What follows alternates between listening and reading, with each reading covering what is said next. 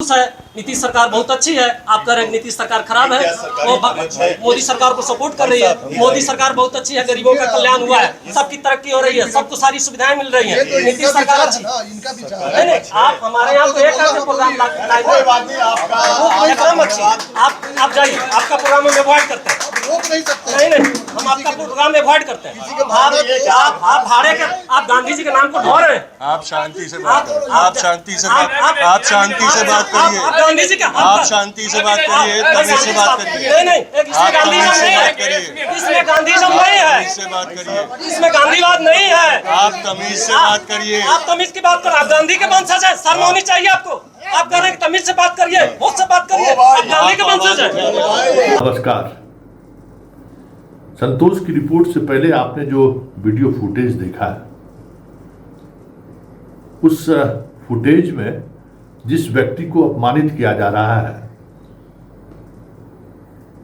कोई पहचान का मोहताज नहीं है, और जिस तरीके से मुखिया जी उस व्यक्ति को अपमानित कर रहे हैं, वीडियो से ही आप बहुत कुछ समझ गए होंगे। जी हाँ, ये तुषार गांधी है, गांधी जी के परपुत्र।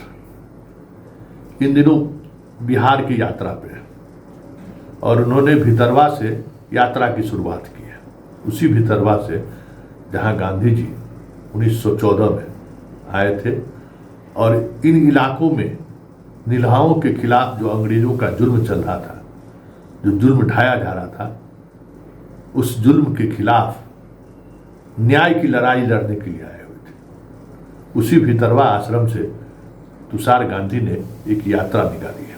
बिहार के 8 जिलों में ये यात्रा अलग अलग गांधी से जुड़े हुए स्मृति के सहारे यात्रा ये चलेगा। और यात्रा का मकसद है कि 2025 के चुनाव में जिस तरीके से वोटर को लाभुक योजनाओं के सहारे या फिर राष्ट्रीय फलक पर जिस तरीके से मोदी काम कर रहे हैं, नीतीश जिस तरीके से काम कर रहे हैं, वो कहीं न कहीं देश को कमजोर कर रहा है। इसी उद्देश्य से ये यात्रा पर निकले हुए हैं। वहां से निकलने के, भितरवा से निकलने के बाद इनकी यात्रा त्रिकोलिया पहुंची है, जहां के मुखिया जी गुस्से में हुए। मुखिया जी हैं जो बड़े गुस्से में आ गए जब नीतीश और मोदी की आलोचना हुई। उन्होंने मोदी ने देश को कहाँ ले जा रहे हैं, और नीतीश की चुप्पी कहीं न कहीं उसके उस नैरेटिव को बल मिल रहा है। आज नीतीश चुप नहीं रहते तो ये स्थिति बिहार की नहीं होती, जिस नैरेटिव की तरफ बिहार को बढ़ाने की कोशिश चल रही है। मतलब बात इतना ही हुई, मुखिया जी बिदक गए। और उस गांधी के परिवार को, जिस गांधी ने हजारों किलोमीटर दूर से आकर वहां के लोगों के लिए लड़ाई लड़ी कि बस अंग्रेजों के खिलाफ आवाज बुलंद करना है, अंग्रेजों के सत्ता को चुनौती देना है।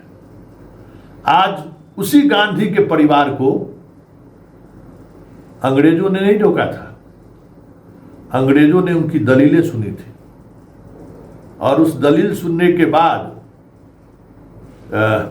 तिनकटिया जो प्रथा था, उस प्रथा को बंद करने के लिए मजबूर होना पड़ा था अंग्रेज को। गांधी ने क्या किया? जो लोग डर रहे थे अंग्रेज से, अंग्रेज के सिपाही से जो लोग डर रहे थे, अंग्रेज के कानून से जो लोग डर रहे थे, उस डर को उन्होंने मिटाकर एक अलग तरीके का संदेश दिया कि डरना मना है, सत्ता से, सरकार से सवाल करिए। और आखिरकार उन सवालों का परिणाम तिनकटिया प्रथा का खत्म होना था। लेकिन आज आजादी के इतने दिनों के बाद इसी देश में सरकार और सत्ता की आलोचना करते हैं तो आपकी जुबान बंद कर दी जाती है, आपको सभा से बाहर कर दिया जाता है। तो ये मोदी का देश है। मोदी ने देश को किस दिशा में ले गया है, ये समझने की जरूरत है। तुषार गांधी के साथ जो कुछ भी हुआ, स्वाभाविक था, क्योंकि देश इसी दिशा की तरफ बढ़ गई है। आप सवाल नहीं कर सकते हैं, आप आलोचना नहीं कर सकते हैं, आप अपनी बात नहीं रख सकते हैं, आप वैसी बात कर ही नहीं सकते हैं जो सरकार और सत्ता को नागवार गुजरे। तो तुषार गांधी के साथ जो कुछ भी हुआ वो आज के देश का एक प्रतीक है। वो प्रतीक है कि गांधी का देश मोदी के देश में क्या फर्क है, या फिर गांधी का देश कहां अब मोदी का देश में बदल चुका है। जिस गांधी के देश में सत्ता से सवाल करना पुरुषार्थ माना जाता था, आज उसी देश में सत्ता से सवाल करना अपराध माना जाता है, सत्ता से सवाल करना देशद्रोह माना जाता है। और इस आरोप में कितने लोग आज मुकदमा झेल रहे हैं, कोर्ट कचहरी आना जाना हो रहा है, अनगिनत। शायद आज अंग्रेज भी आए और देखे तो शर्मा जाए कि कम से कम इस स्तर पर तो हम लोग नहीं करते थे। खैर, सवाल वो नहीं है, सवाल ये है कि तुषार गांधी जिस उद्देश्य से भी बिहार आए हो, उनका जो भी उद्देश्य रहा हो, अगर सत्ता और सरकार से वो सवाल करते हैं और कहते हैं कि बिहार में बदलाव जरूरी है, तो आप उनके इस विचार से असहमत हो सकते हैं, लेकिन उन्हें बोलने से आप रोक रहे हैं।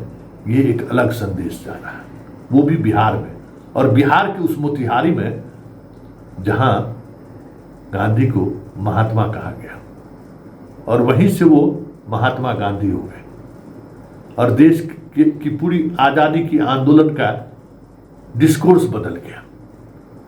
उस मोतिहारी में इतनी सहनशीलता नहीं है कि अगर गांधी के प्रपुत्र के कार्यक्रम में किसी ने नीतीश और मोदी के लिए कुछ कह ही दिया तो आपे से लोग बाहर हो गए। वाह मुखिया जी, वाह, आपने अच्छा एहसान जताया है पार्टी और सरकार के लिए।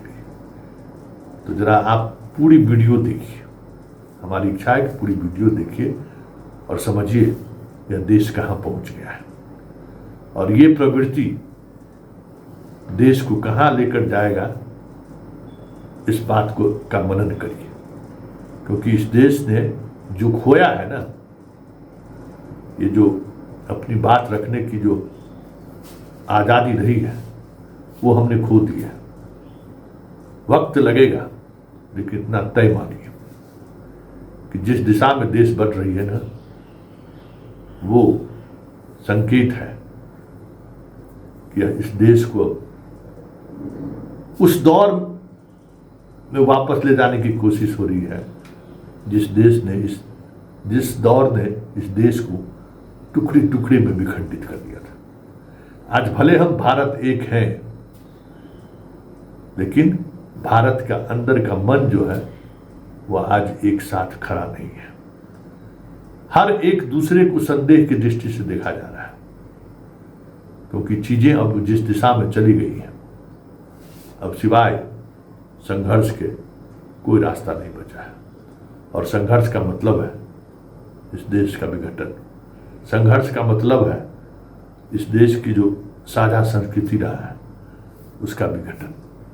देखिए आगे आगे होता है क्या, लेकिन इतना तय मानिए कि ये प्रवृत्ति देश के विकास के लिए ही बाधक नहीं है। ये प्रवृत्ति दुनिया की नज़रों में आज भारत जो अलग थलग है, इसकी भी एक वजह यही प्रवृत्ति है कि दुनिया अब समझ चुका है कि ये जो चीज़ें बिहार इंडिया में चल रहा है वो चीज़ें स्वाभाविक नहीं है। गांव में हमको बुलाया गया था कि जहां 1917 में बापू गए थे, जो नीम के पेड़ पर किसानों को बांधकर अंग्रेज चाबुक मारते थे, उस नीम के पेड़ के तले मुझे बुलाया गया था। कुरतौलिया गांव के लोगों ने बुलाया था। वहाँ उसके बाद जो सभा, पंचायत के कार्यालय में जो सभा हो रही थी, वहाँ जो मुखिया थे उन्होंने जब हमने हमारी बात शुरू की, मेरे एक साथी विजय प्रताप जी ने जब उनकी बात की तो वो एकदम नाराज़ हो गए और उन्होंने ज़ोर ज़ोर से चिल्लाना शुरू किया। और जब मैंने उनको कहा कि भाई आप आवाज़ नीचे करके बोलिए, इतना ऊंचा आवाज़ से बोलने की ज़रूरत नहीं है, तो उन्होंने मुझे बदतमीज़ कहा और मेरी धरोहर है उसके ऊपर प्रश्न उठाए कि हादसा हुआ मेरे साथ, उसका मुझे दुख है, लेकिन मैं इससे डरने वाला नहीं हूँ।